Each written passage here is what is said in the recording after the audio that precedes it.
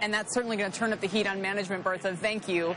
Speaking of turning up the heat, the Tea Party has a new target, and it's not a GOP incumbent congressman. The Export-Import Bank, which finances exports to boost U.S. businesses overseas, is under fire. Its charter is up for reauthorization, and the Tea Party accusing the agency of doling out favors to wealthy U.S. companies. Several officials have lately been suspended or moved amid allegations of gifts and kickbacks. Should the Ex-Im Bank be shut down, or is it vital to U.S. interests? Let's bring in CNBC senior contributor Larry Kudlow, along with the rest of the panel. Larry, is it lights out for the Ex-Im Bank here? Should it be? Gee, I hope so. Get rid of it. The Tea Party is exactly right.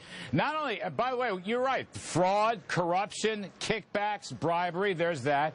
All forms of corporate welfare, whether it's the Ex-Im Bank or Fannie or Freddie or power companies or farms, get out of the corporate welfare crony capitalist business. Here's my favorite Ex-Im loan. Ex-Im loaned Dubai, okay, which has more money than America. They loaned them $117 million to buy Boeing airplanes. Do you think we should be loaning money to Dubai? And finally, it's costing us jobs. Ex-Im is financing foreign competition, which is costing jobs. That was the message of the Delta CEO. You ought to listen to it. It's a terrible operation. Get rid of it. Finito. Well, I'm not sure Delta was quite so stridently against the Ex-Im Bank as you suggest, but I mean, they certainly have moderated some of their support, Michael Farr. Is this a turning point for this agency previously deemed to be important to financing U.S. businesses in any part of the globe? Clearly, it's a turning point. I mean, they're under a great deal of scrutiny, and it's also clear that they really have to take a close look in-house and perhaps do some house cleaning. Now, where I differ... Sounds like a very political response. Thank you. See, I'm from Washington. I was going to say, you can learn how to talk like that in Washington. So, what did he just say? What, did he just give an opinion? I'm still waiting for his opinion.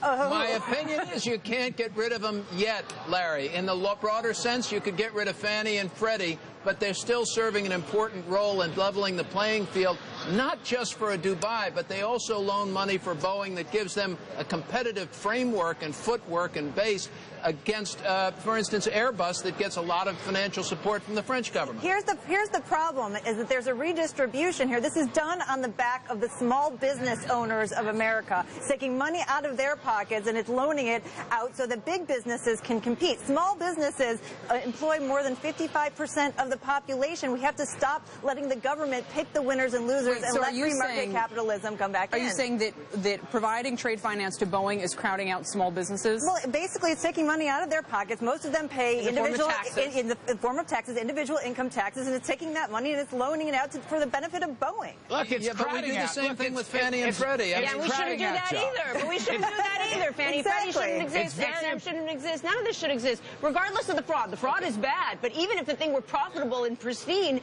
it should not exist. Here's my question. John Michelle has the story right. If anything, take should a look we do at what instead? they're doing. They are financing. First of all, 60%. Does that put the It's not the U.S. role Hang on a of second. government. Does that put the U.S. at a disadvantage versus other countries? No. The Chinese very heavily. I'm It's just the asking. opposite. I don't know. It's the opposite. What We about are financing. LEDs and solar, that sort of space? Is there anything the government should do, or should they just let it operate? No, if the private sector can't finance it, look, 98% of these international trade credits, 98% is done in the private sector. If it can't meet private sector discipline, then you shouldn't do it. But I want to make a second point. It's about jobs. You know what?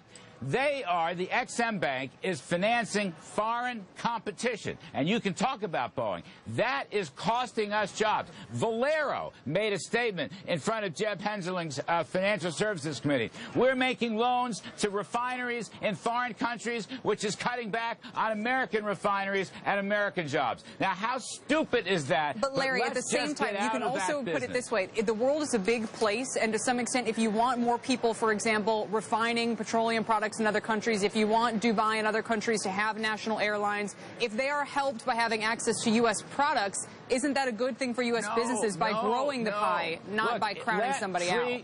Kelly, let free market capitalism work, all right? I'm all for growth. I'm all for expanding the pie, but I don't have to finance Dubai. okay? Dubai has more money than there's everybody an assumption else. based in your Free question that they market couldn't get the capitalism work. financing. The Dubai and some of these other countries, for example, some of these emerging markets where a lot of this money is going, if they don't have a truly well-functioning system at home that's going to help them be able to afford U.S. products, is it a bad thing if U.S. helps to finance those countries so that they're ordering more of our goods? If this is a good business, the private sector will find a way to do it. And if they can't figure it out locally, it's not our job to fix it. No, you're right. Hang on. But there's one other thing happening right now that's potentially a problem, and that is that trade finance in particular, right now, banks are de-risking. They're under so much pressure to de-risk that they're stopping a lot of legitimate business, in the more risky parts of the world that they should be engaged in. But they should be financing the small businesses here in the United States. Right, so let me get this right. Those are the ones who are losing out, the small businesses of the United States who have the ability to create jobs here in the United States.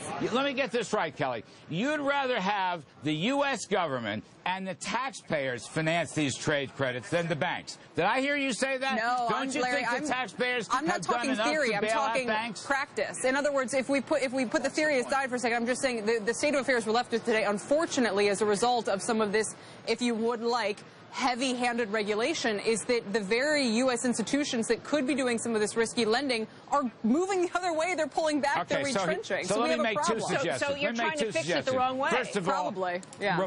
All right. Halt. Stop. Dodd-Frank. Dodd-Frank is stopping lending across the board. Second of all, abolish the U.S. corporate income tax, abolish it, or at a minimum, take the rate down to 20%. You want to help American businesses?